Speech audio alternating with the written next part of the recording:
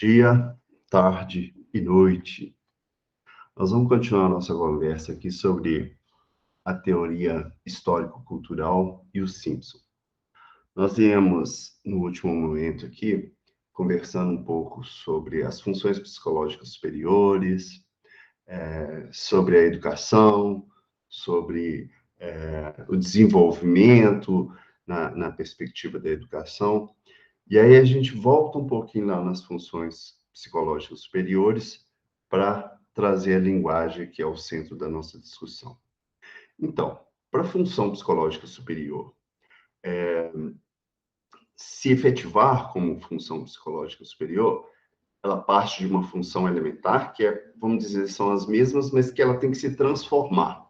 Didaticamente, é como se, sei lá, fosse uma função elementar que se transformou em função superior. Agora, o que interfere nessas funções, o que interfere na nossa atenção, na nossa inteligência, na nossa memória, é literalmente a cultura.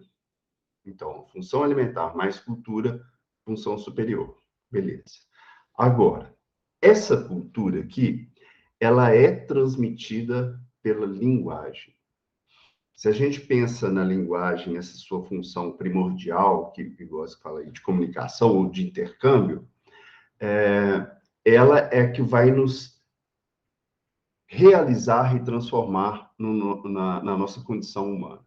Por quê? Então, lá, voltamos um pouquinho.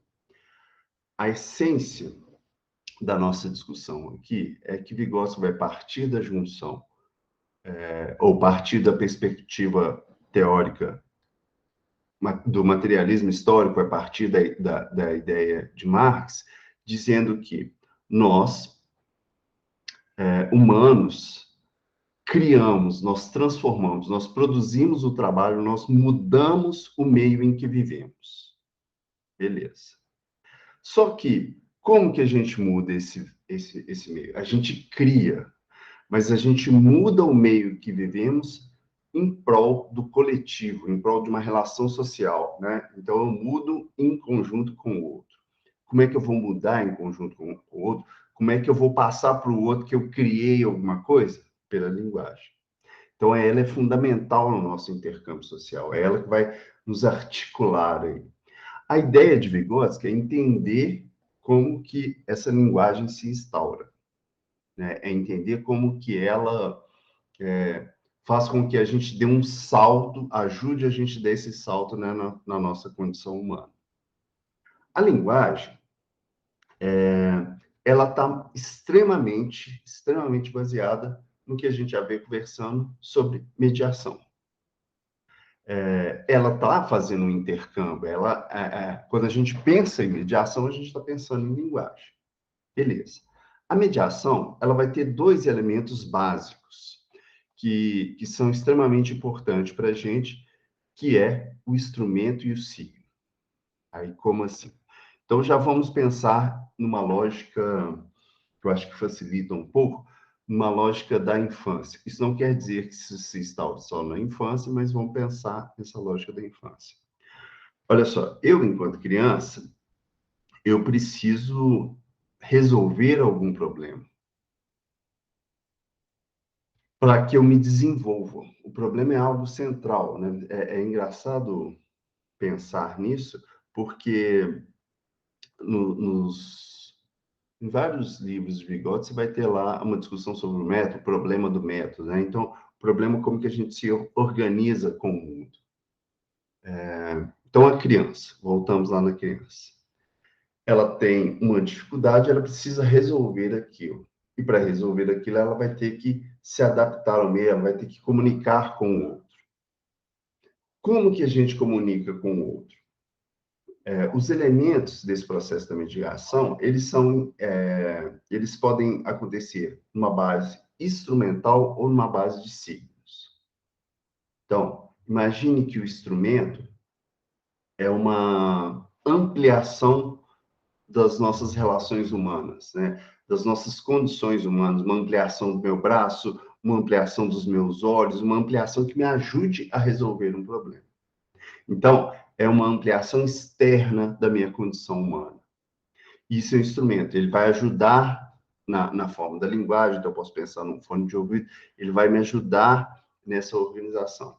Mas esse mesmo instrumento, é, ele tem uma ação com o mundo para facilitar essa relação. A gente também tem um signo, que não é extremamente, explicitamente externo, ele é interno. Como que eu vou construir uma linguagem interna? Vamos lá. A gente vem de uma relação externa, né? Então, estou falando que a linguagem ela está numa relação com o mundo, com o outro lá, e depois chega um determinado momento que ela vira interna. Esse virar interno, a gente já está falando de signo. O signo, ele vai ser símbolos, ele vai ser imagens, ele pode ser uma palavra, ele pode ser um conjunto de coisas que vai definir alguma coisa para o mundo, definir numa lógica coletiva.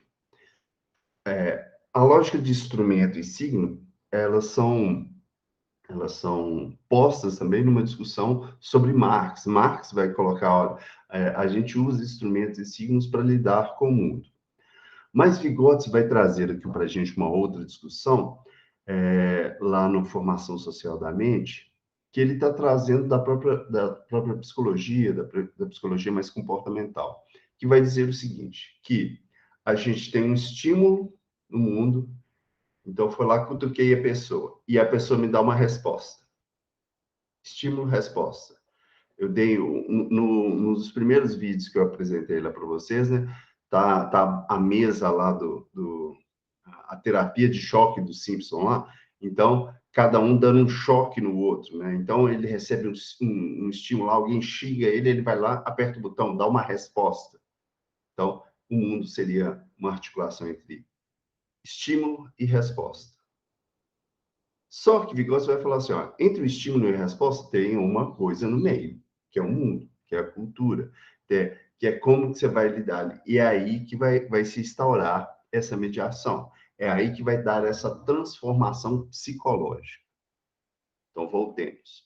Diz para vocês que a linguagem ela é fundamental para ajudar a gente nos nossos intercâmbios sociais, ela vai ajudar na nossa mediação do mundo, ela é uma mediação da cultura, e essa mediação pode ser articulada por instrumentos externos, quanto também instrumentos, vamos dizer, eu não gosto de usar o nome instrumentos externos, mas como de uma forma interna, né?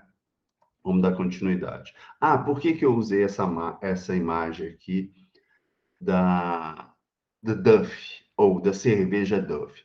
Vocês vão ver, para quem assiste, é uma cerveja específica do Simpson. Então, ela foi criada no desenho, depois ela até foi para o mundo real. Assim. Essa cerveja Duff, ela traz para a gente uma imagem, né? Então, eu olho ali, Duff, já sei que é uma cerveja, né? Já tem um nome que está posto ali. Mais do que isso, ainda eu posso olhar aqui para o desenho e falar, duas meninas, um cara forte. É bem essa ideia de representação de cerveja, né? Da masculinização e da objetivação de mulheres. Né? A gente vê muito isso em propaganda. Então, o que eu estou querendo dizer aqui? A gente tem um signo que está ali posto. E esse signo ajuda nessa construção nossa da linguagem. O que eu estou querendo dizer? Que a linguagem ela é fundamental na nossa articulação no mundo e ela não está só no campo da discussão da infância, ela também está no campo da discussão do mundo adulto. Essa mediação, que eu volto a reforçar aí os conceitos, o Vygotsky vai dizer que ela amplia de forma ilimitada a gama de atividades em cujo interior as novas funções psicológicas podem operar. Então, que os instrumentos ampliam de forma ilimitada a gama de atividades em cujo interior as novas funções psicológicas podem operar. Então, olha ali o fone, né? Então, eu estou vendo. Então, o uso de meios artificiais vai fazer esse exercício, né? O Marx mesmo, essa ideia de mediação trazida de Engels, ele vai falar assim, olha, é o uso de propriedades mecânicas, físicas, químicas dos objetos, fazendo-os atingirem como forças que afetam outros objetos, no sentido de atingir seus objetivos pessoais. Então, você usa esses instrumentos para ampliar, né? Para atingir outras forças e produzir algo mais elaborado ainda. Então, a mediação ela está aí nessa perspectiva clara. Né? Olha aqui mais uma vez, olha. Dispositivos artificiais dirigidos ao domínio dos próprios processos psíquicos. Então, dispositivos para ajudar nessa dominação do mundo e transformação, né? Como analogia com a técnica, esses dispositivos podem receber com toda a justiça a denominação convencional de ferramentas ou instrumentos psicológicos. Os instrumentos psicológicos são criações artificiais. Então, a gente tem esses instrumentos psicológicos, essa ajuda na nossa composição da linguagem. Então, tanto os instrumentos quanto as formas depois vão sendo elaborados na perspectiva dos signos. Vou colocar aqui agora para vocês um episódio que é da 31ª temporada, é o episódio número 15, chamado Desconectados, que vai falar um pouco da linguagem na infância. Vai ajudar um pouco a gente a exemplificar isso aqui e pensar mais claramente nessa construção do signo. Vamos lá.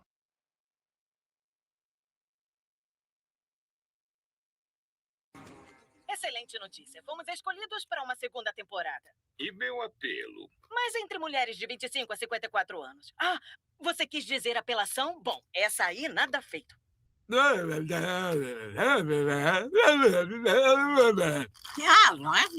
eu...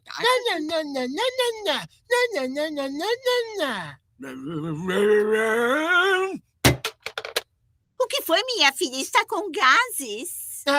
Quando é que ela não tem gases? Joação, baby. Se soubesse falar... São as pessoas que não podem falar que mais têm a compartilhar. Ou talvez não. Espera um pouco. Acho que tem um programa sobre ensinar língua de sinais para bebês.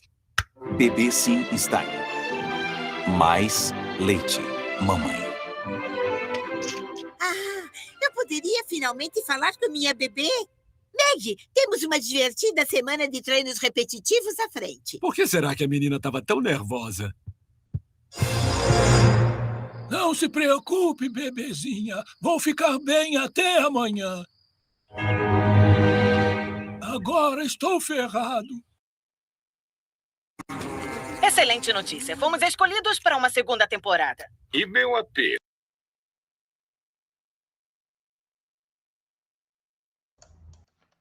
Vamos lá. Vocês perceberam ali, a Meg, ela está tentando se comunicar, né? Ela está lá. Então, primeiro, não tem uma compreensão, essa compreensão está sendo construída ainda, ela está escutando os adultos, mas não está conseguindo codificar aquilo ali, né? Então, os signos ainda não estão de acordo. Eu não estou de acordo com o signo que esse mundo externo me colocou para falar, estou entendendo o que ele está falando. Não tem um entendimento ainda. Mas ela está tentando chamar a atenção. E aí a gente pode traduzir isso que tem um problema e ela quer se comunicar com esse problema. E aí a gente começa a entrar aqui de como que essa linguagem se instaura, como que ela acontece. O signo, essa primeira forma de comunicação entre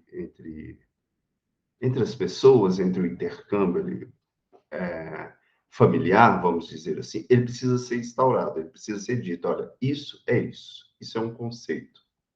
Então, quando a criança aponta, né, tem vários experimentos de Vygotsky, vamos falar um pouco, quando a criança aponta, ela está querendo dizer alguma coisa, ou quando em algum movimento dela, o adulto vai lá e traduz e fala, olha, isso é tal coisa. Aí, ela começa a entrar em um acordo, né? A gente vai vendo esse processo, que é um processo onde o signo, ele primeiro vai articular numa relação interpessoal. O signo ainda está numa relação externa. Nós estamos decidindo ainda o que é aquilo. Aquilo é bola? Ah, você quer a bola? Aí a criança fala, ah, bola. Para depois, estamos lá na relação interpessoal, tornar uma relação intrapessoal. Então, beleza. Estamos lá, estou entendendo que é aquilo a bola. Depois eu falei, pá, internalizou. Estou de acordo, isso é bola. E aí eu vou ficar lá, bola, bola, bola, bola, vou ficar tentando definir claramente. Qual que é a nossa questão? A criança, ela tem um problema, ela quer resolver, e a partir da linguagem ela vai achar uma solução para isso. A gente vai ver aqui, informação social da mente, uma descrição que é interessante. Olha lá. Enquanto nessa situação a inter-relação dessas duas funções da linguagem é evidente. É importante lembrar que a fala egocêntrica está ligada à fala social das crianças, através de muitas formas de transição. O primeiro exemplo significativo dessa ligação entre essas duas funções de linguagem é o que ocorre quando as crianças descobrem que são incapazes de resolver um problema por si mesmas. Então, a criança ela é incapaz de criar uma comunicação, ela é capaz de criar uma linguagem só ela por ela mesma. Então, se você colocar uma criança lá, como a gente já viu aí alguns exemplos, numa mata sozinha, ela não vai criar uma linguagem. Ela vai ficar ali no campo dela mesma e ela vai tentar resolver com os recursos que ela tem, né? Agora, quando existe uma outra pessoa, quando entra um adulto, a gente vai ter essa criação dessa linguagem para resolução de vários problemas. E esse encontro vai produzir essa relação interpessoal e depois intrapessoal. Interpessoal, decidimos que aquilo era bola, intra, fechou, bola. Está internalizado, né? E a partir daí, a gente vai ver a criança tendo um processo mais claro. A gente vai compreendendo isso mais. Informação social da mente, a gente vai ter também lá, olha, uma fala bem direta. Resumindo, o que foi dito até aqui nessa sessão?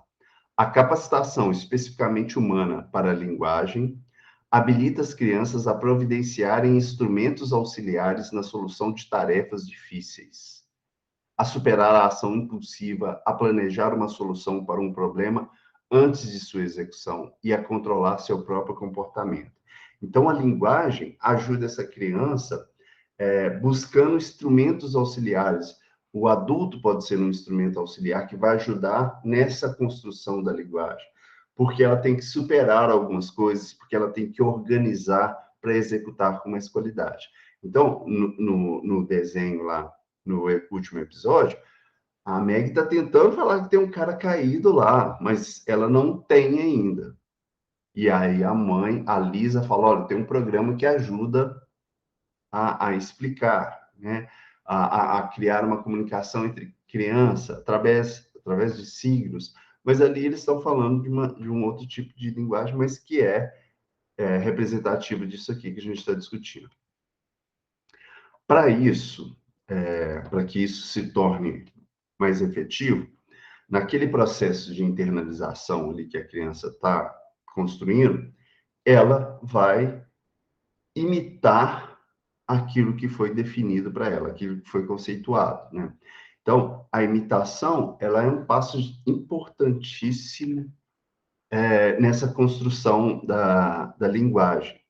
E aqui a gente vai ter até uma leitura de Vygotsky um pouco questionando a forma como que Piaget lida com a imitação e com o egocentrismo, falando que ela é fundamental, a imitação é fundamental. Ela é uma parte da linguagem da criança. A criança está se apropriando daquilo ali, então ela vai imitar. Então, a gente vai ver em alguns casos as crianças assistindo o mesmo desenho 10 milhões de vezes, né? Porque ela está fazendo esse processo de conexões. E estamos falando de um processo de conexão de fato, né?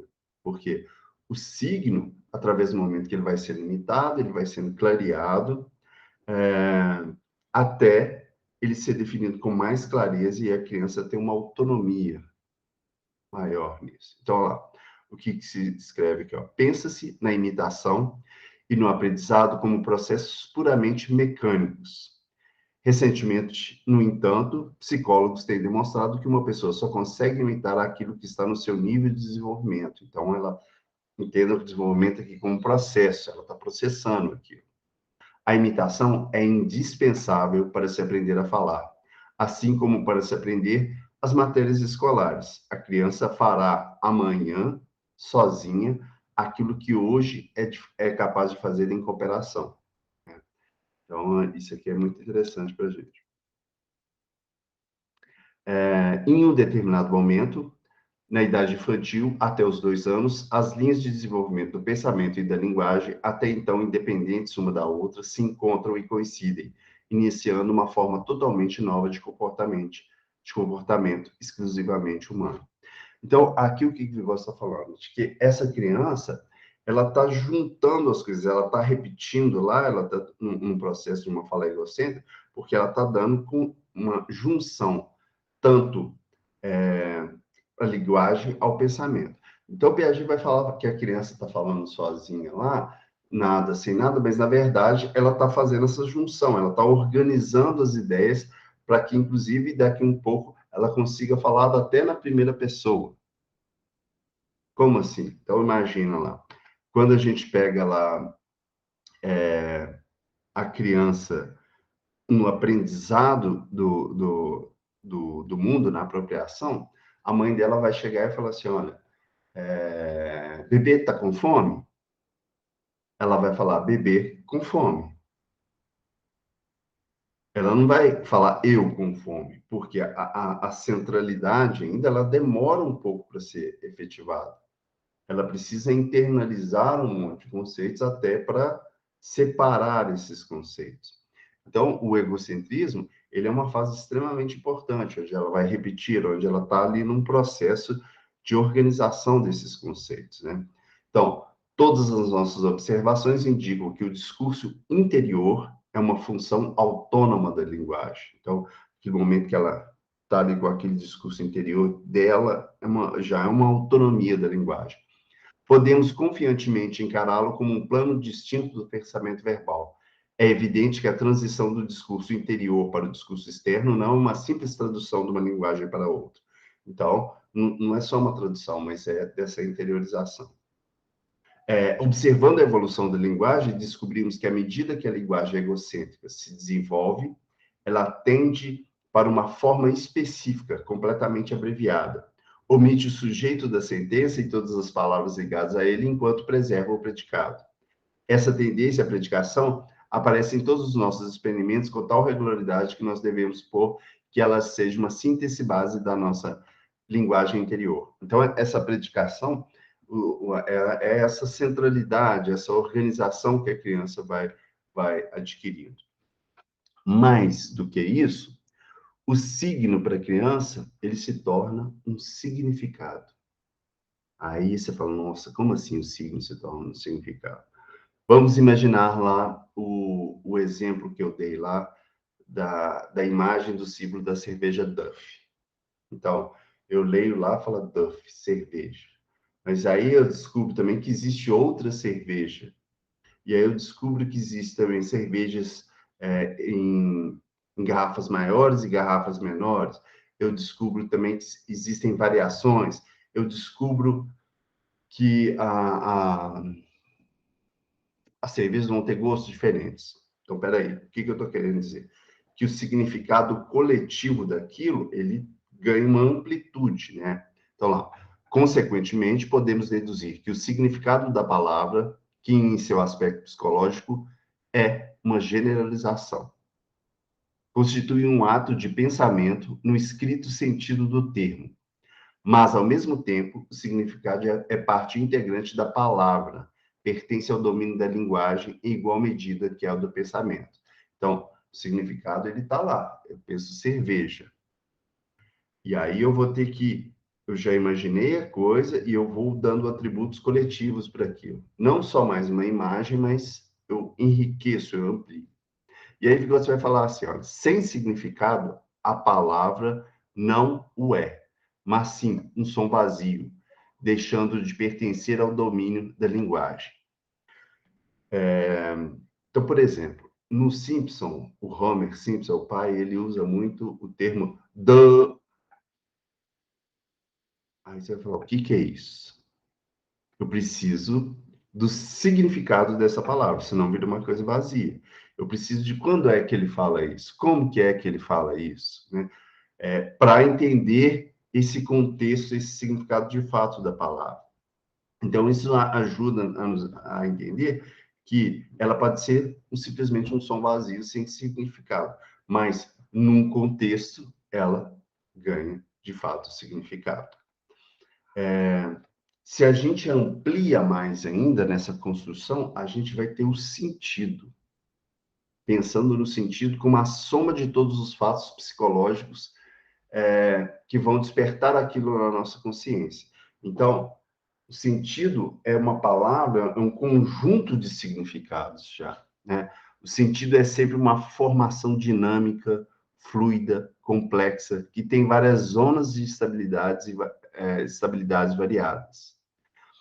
O sentido, ele vai dizer que a cerveja numa cultura é interessante, que na outra cultura é proibido, que numa cultura ela vai ser quase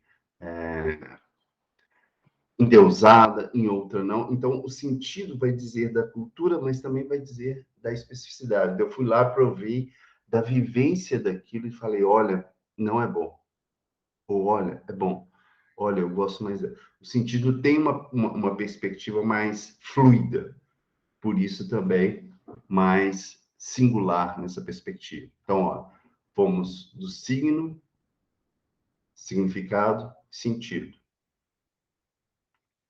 Apontei também que na linguagem a gente vai ter instrumentos que vão favorecer, que vão nos ajudar a linguagem nessa perspectiva mais ampla. Vou trazer aqui um outro exemplo mais específico para a gente ampliar essa discussão também para o mundo adulto ou mais específico, ou para a adolescência, vamos dizer assim.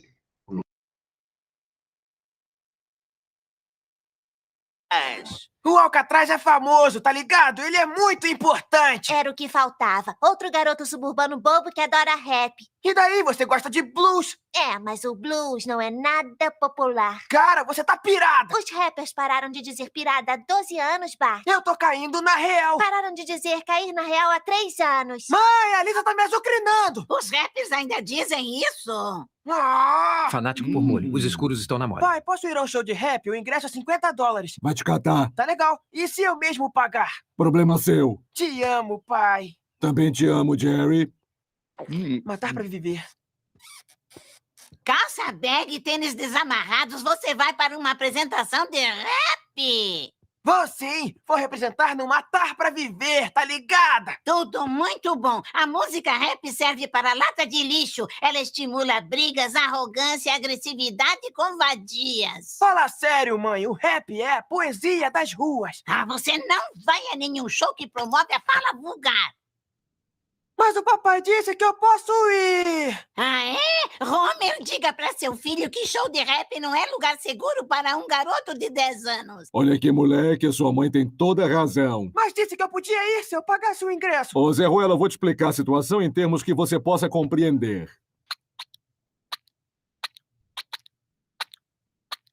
Você conseguiu a permissão, mas sua mãe soltou uma bomba e eu mudei de posição. Não discuta com a Marge, eu sei o que é melhor. O que quer é minha família longe da garoa, o filhinho da mamãe, sempre numa boa. Entendeu, Zezé Ruela? Zezé Ruela.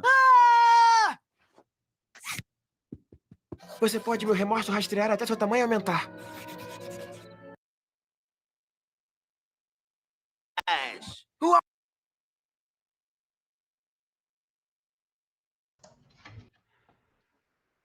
Pois é, estamos falando de linguagem, né?